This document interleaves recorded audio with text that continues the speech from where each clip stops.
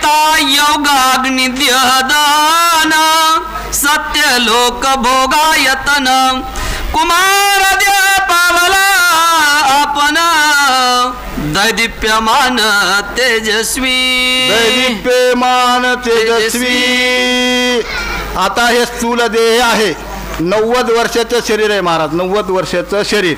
आणि हे 90 वर्षाचं शरीर घेऊन सत्य लोकाला जर गेलं तर दिव्य प्रकारचे तिथं भोग असतात। म्हातारा झाल्यानंतर दिव्य प्रकारचे भोग भोगण्यासाठी शरीर योग्य असते का? योग्य नसतंय।